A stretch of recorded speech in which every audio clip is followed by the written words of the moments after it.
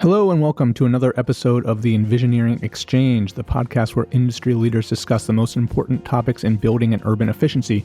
I'm your host, John Sheff, Danfoss's Director of Public and Industry Affairs, and you can subscribe to our show on Apple Podcasts, Spotify, SoundCloud, or wherever it is you get your podcasts. Today's topic is energy as a service, and I am really excited to talk with our guest, Sasha Wedekind. Sasha is a managing consultant and senior research analyst with Guildehouse Insights, where she leads the firm's building efficiency and decarbonization service. Sasha, thanks so much for joining us. Please tell us a bit about yourself and your work at Guildehouse. Thanks so much for having me on, John. It's a pleasure to be here. I lead our market research on decarbonization in the built environment. And as part of that, we cover underlying energy efficiency and electric technologies such as HVAC, as well as different contracting models for energy efficiency and energy infrastructure upgrades. We have been covering the ESCO market and performance contracting for over a decade now and started covering the energy as a service space about 5 years ago. And overall, as a firm, we publish regular reports on energy as a service, including market sizing, forecasting, based on really extensive primary and secondary research with solution providers and customers. So excited to be talking about this exciting space today. Yeah, it really is exciting because there's a lot going on and people are using this model in lots of different ways. But let's back up a little bit. Explain what you mean by energy as a service and how is this different from what we traditionally think of as energy in commercial buildings?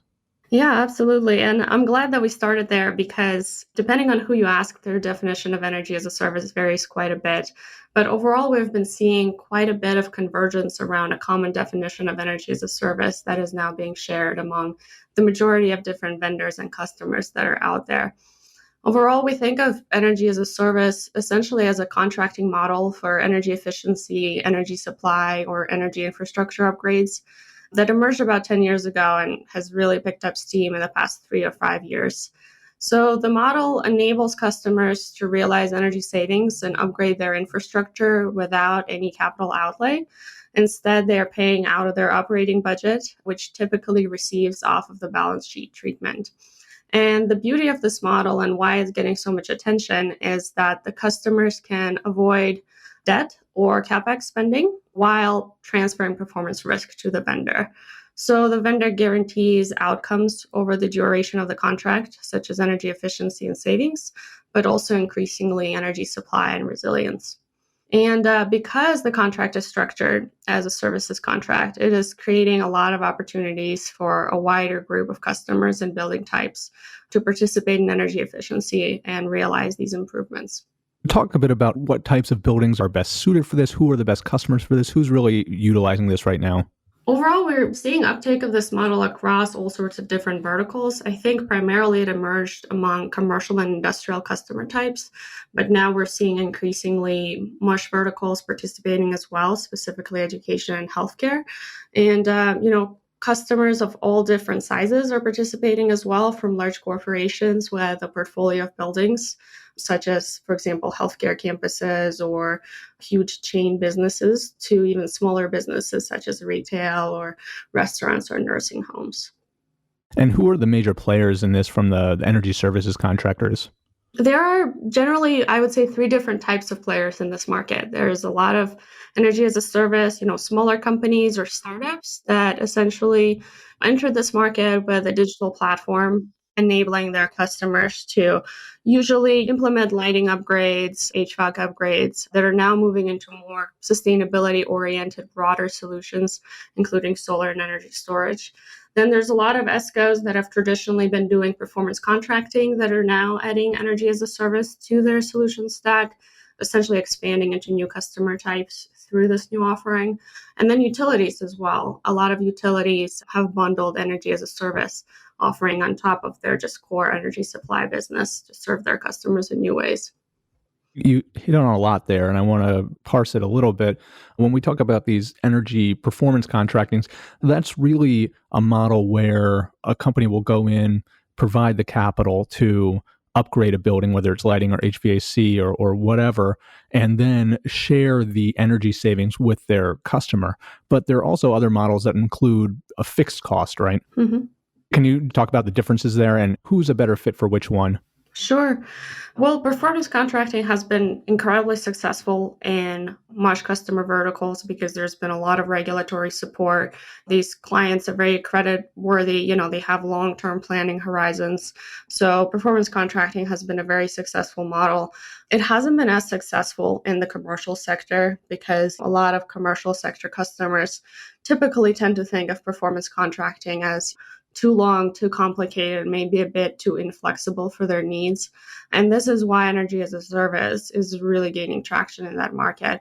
The models are really quite similar. In the most fundamental sense, it's the savings that are being shared between the vendor and the customer. The key difference in energy as a service is that it's paid out of their operating budget and therefore has the potential to not impact their balance sheet, which is critical for a lot of these verticals. Yeah. And there are some models here where the actual provider of the energy as a service will own some of the infrastructure. Is that right? Yes, absolutely. Actually, we see that in the majority of cases. This is kind of considered to be a prerequisite for a lot of energy as a service contracts because, in order for the vendor to guarantee these outcomes that they specify with the customer, they need to have control of these energy assets. This is also really important for that off the balance sheet treatment, essentially making sure that in the contract it's the vendor that maintains control for the customer to be able to not put these assets on their balance sheet. Yeah, and I think that makes sense. And you also mentioned utilities. What is their role here? They're getting into this space too, right? Yes, absolutely. Utilities have been some of the most successful players so far in capturing this market opportunity. Their energy supply business pretty naturally lends itself towards providing other energy services. So a lot of companies they've been, bolting on these energy as a service capabilities on top of the energy supply services that they offer. And utilities have also partnered to participate in energy as a service. A good example of that is Seattle City Lights program. I think the model is called metered energy efficiency transaction structure. I hope I didn't butcher that. No, I think you've got it right. I was actually involved in this a couple years ago when they were first developing it. I spent some time in Seattle and with Seattle City Light trying to get to know it. And it's really interesting. And I hope that there's uptake of this because I think it could solve a lot of issues, particularly in tenant occupied commercial spaces. Absolutely. I think the potential there is huge, and I'm hoping that other utilities are taking note because the model really is a win-win-win for the utility, the building owner, and the vendor. The unique thing about this model is that the agreement is made between the utility, the owner, and the equipment and services provider. And the utility benefits from, reliable and at scale low resources. The building owners, they save the money and renters' costs do not rise.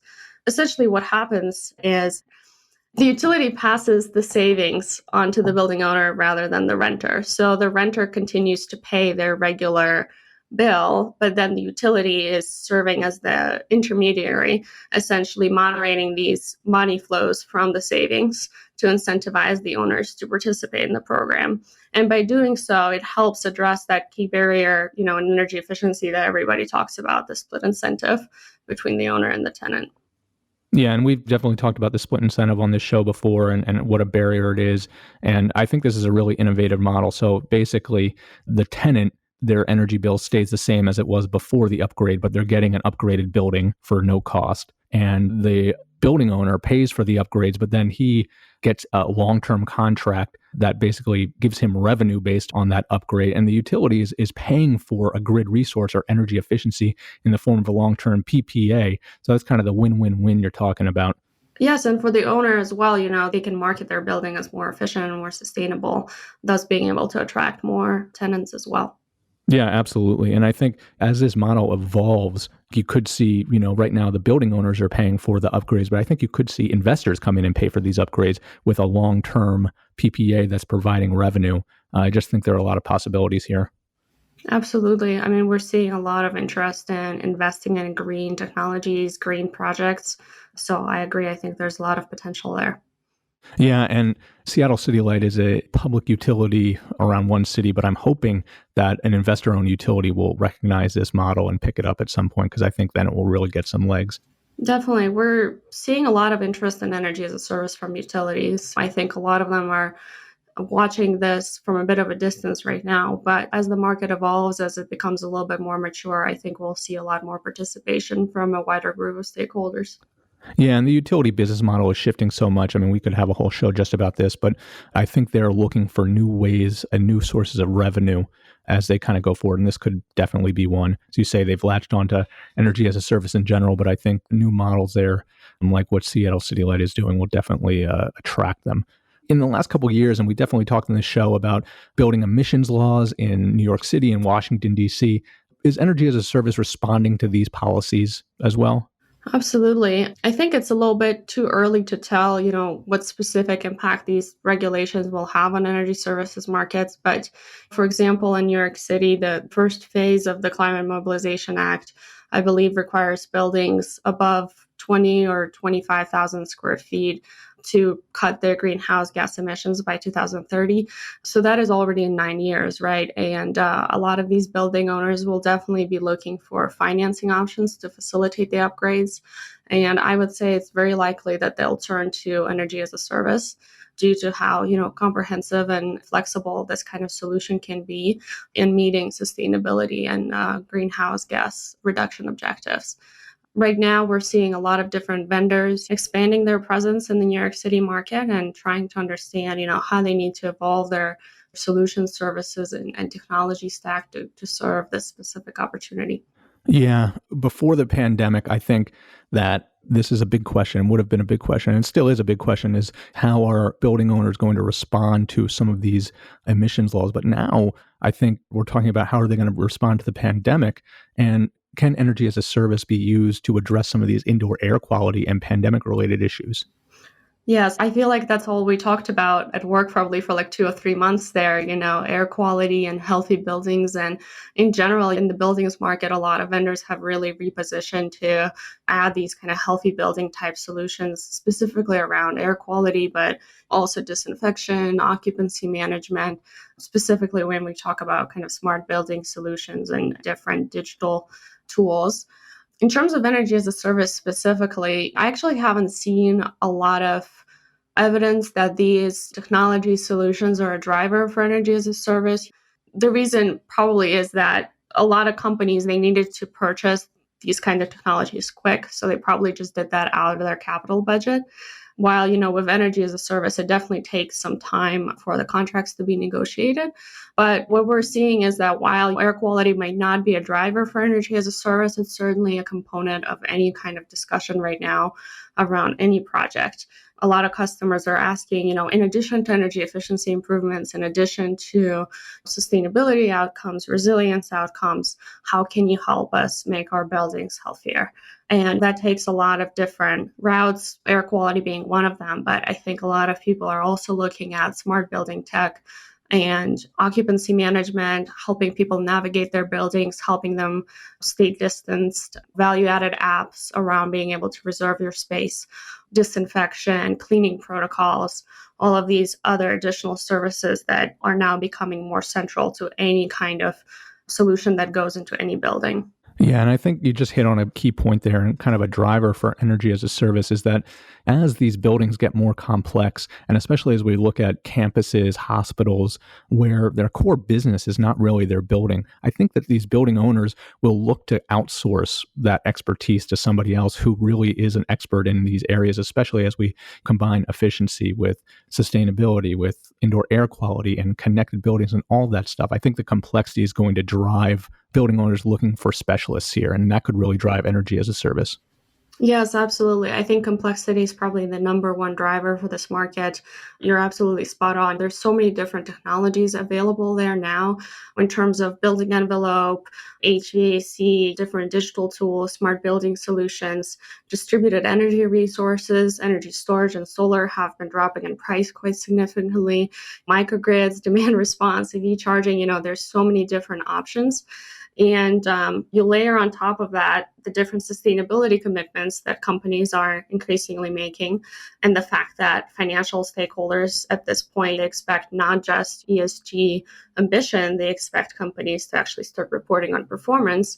That's a very complicated landscape to manage. And then on top of that, you had the pandemic and this understanding that buildings need to be healthier, that there need to be certain technologies to manage that aspect of it as well. It becomes very complicated very quickly.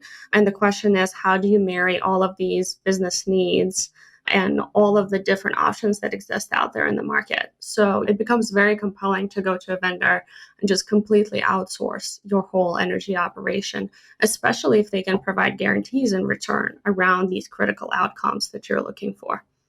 And it's not just guarantees in return, right? If you have a contract with one of these service providers and something changes, say a pandemic, and all of a sudden indoor air quality is something, they can come in and part of that service contract, adapt your building. So it's really the flexibility of the service contract that I think is appealing also.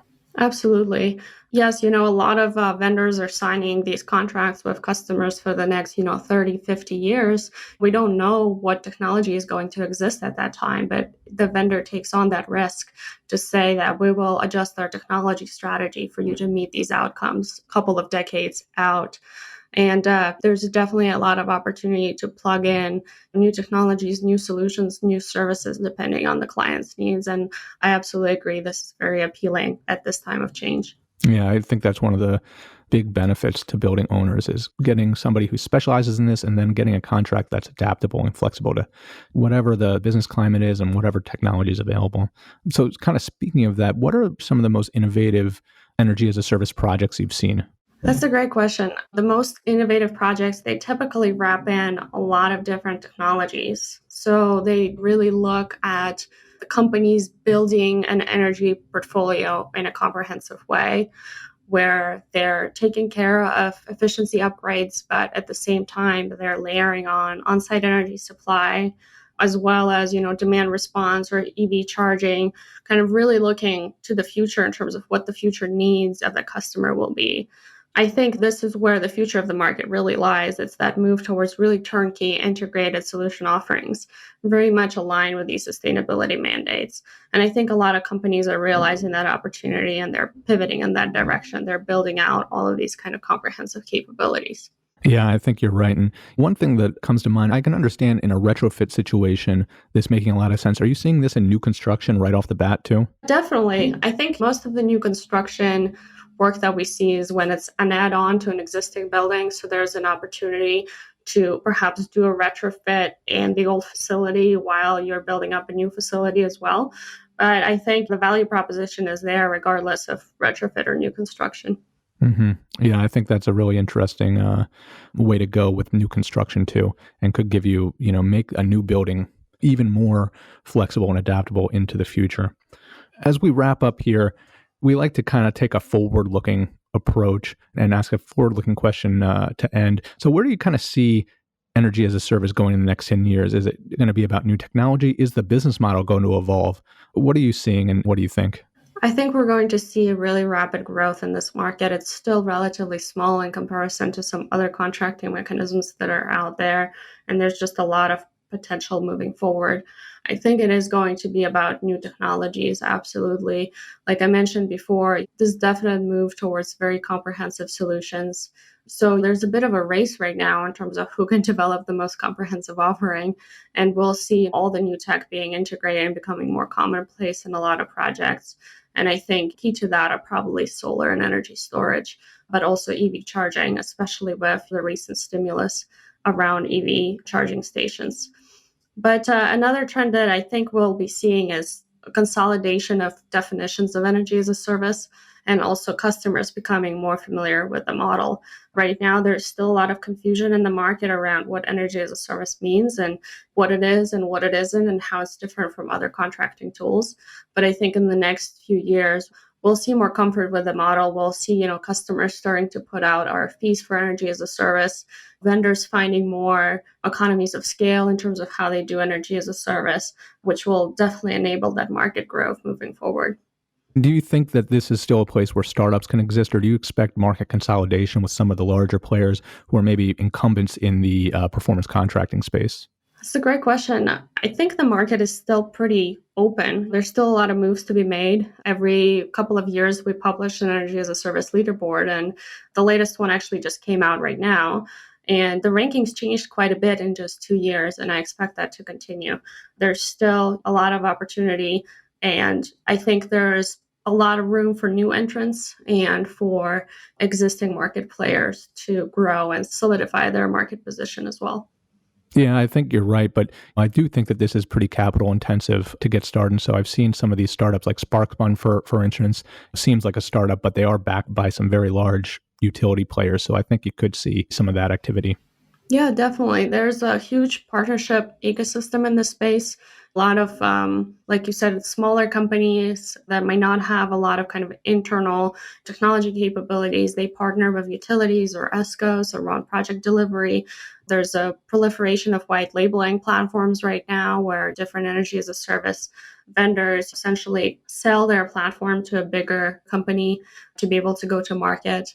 So there are definitely a lot of partnerships, and it is a key strategy for the market moving forward because as we move towards these more comprehensive solutions, partnerships are the quickest way to achieve that comprehensive suite of capabilities that is required to serve these large commercial clients. Yeah, and I think overall, this is just a space to keep an eye on. You're right. I think it's going to experience a lot of growth and be able to introduce some really innovative technologies and some innovative business models too. So I think it's something to keep an eye on. Well, Sasha, thank you so much for joining us. This was a great conversation. I learned a lot, and I hope you had a great time doing it. Yeah, absolutely. This was a lot of fun, and thanks so much for having me on. My pleasure. Well, that's it for this episode of the EnVisioneering Exchange. Again, I'd like to thank my guest, Sasha Wedekind of Guildehouse Insights, for joining us. Don't forget to subscribe to the EnVisioneering Exchange on Apple Podcasts, Spotify, SoundCloud, or wherever it is you get your podcasts. And lastly, if you enjoyed this episode, please don't forget to rate, review, and share with your network. Again, my name is John Sheff. I'm Danfoss's Director of Public and Industry Affairs. Thanks for listening, and we'll talk to you next time.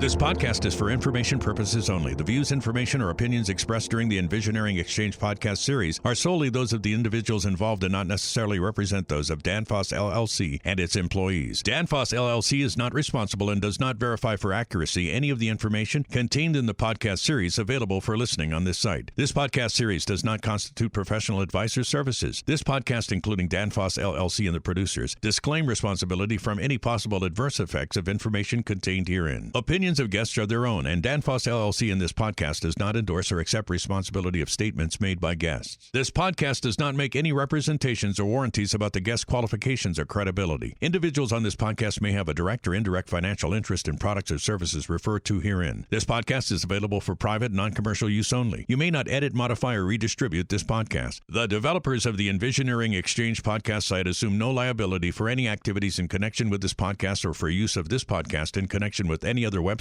computer, or playing device.